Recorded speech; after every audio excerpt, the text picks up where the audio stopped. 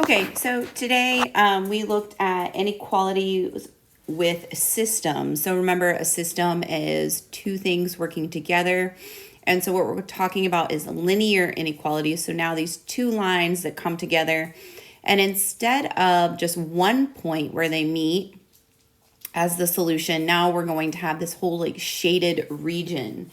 So if you have your journals, we're in your journals on 5.7. And we're going to look at these different ways of solving these linear systems, either algebraically or graphing. So I'm on page 165. And so we're going to just look at number 5. And we have this linear inequality of y is greater than -2. And then we have y is less than or equal to 3x.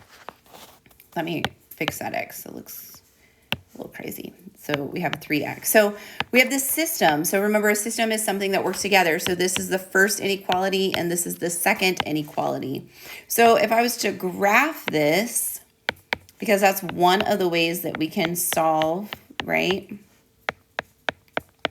And then we'll look at algebraically if like certain points are actually a solution, and we'll talk about that. So hopefully when we are looking at this, you know that right off the bat, we're going to have to make sure that this is a y equals mx plus b.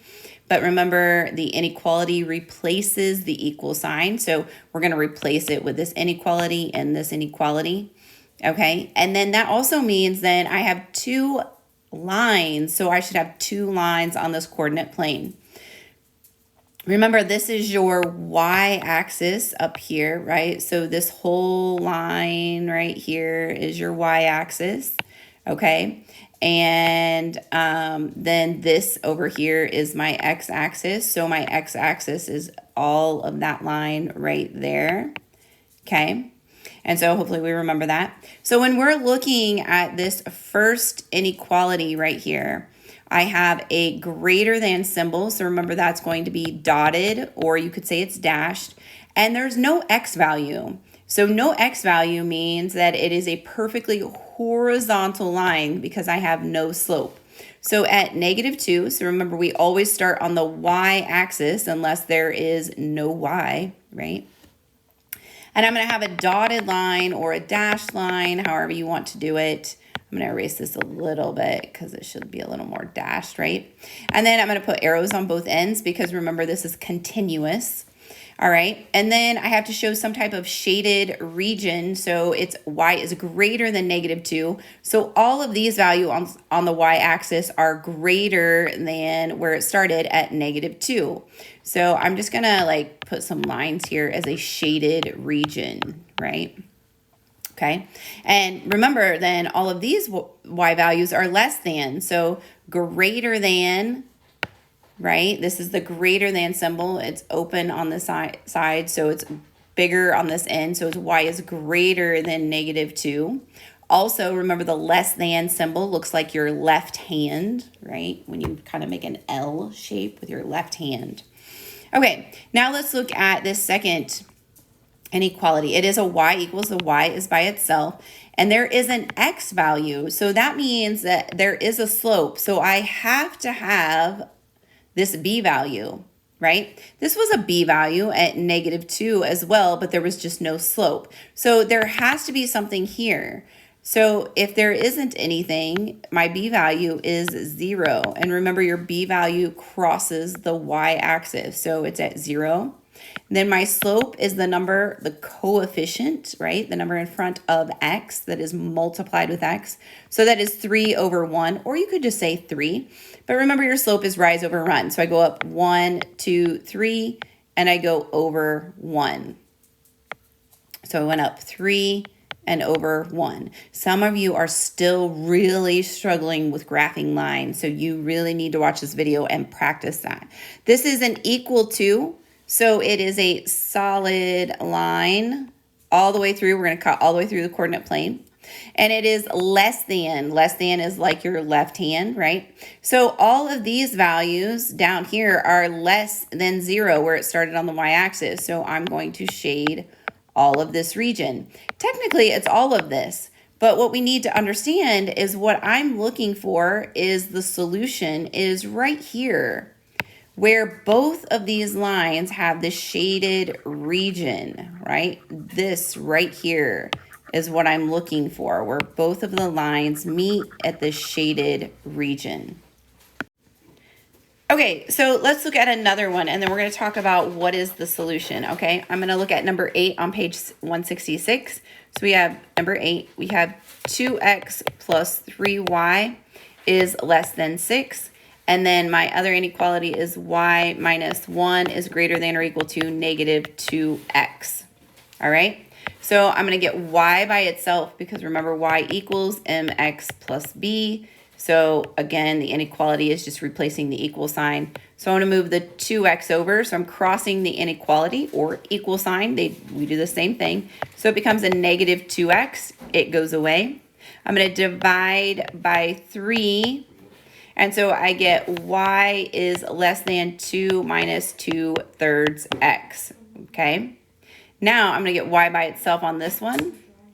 So I'm going to move the 1 over. So I have y is greater than or equal to negative 2x plus 1. I cross the equal sign, the inequality sign, so it becomes the opposite. Now we're going to graph this. Okay, and so I'm going to graph here on the y-axis. Look at these points. So I'm going to graph this first inequality. So my b value, I'm going to keep it in red. My b value is 2. So remember that's the y-axis. It's the y-intercept. My slope is negative 2 over 3. So I'm going to go down 2 and over 3. 1, 2, 3. Right? It is a dotted line because there's no equal to. A dotted or a dashed line, however you want to say it. And it crosses all the way through. Then it's less than, so less than, y is less than this right here, right? So it's less than 2, so I'm going to look at all these values that are less than 2 where it started on that y-intercept, okay? Now I'm going to look at this inequality. My b value is 1, or the y-intercept is 1. That's where we start. My slope is negative 2 over 1 because it's the coefficient in front of x. So it goes 1, 2, and over 1. And we're going to draw a line, and I'm going to go up 2 and over 1 as well. Okay. And so then we're going to draw our solid line here, cutting all the way through.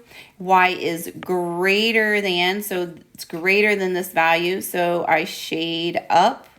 Technically, it's all of this region that's up here also, but I don't really care for that. I only want where it's actually shaded both of those regions, which is this point, this spot right here.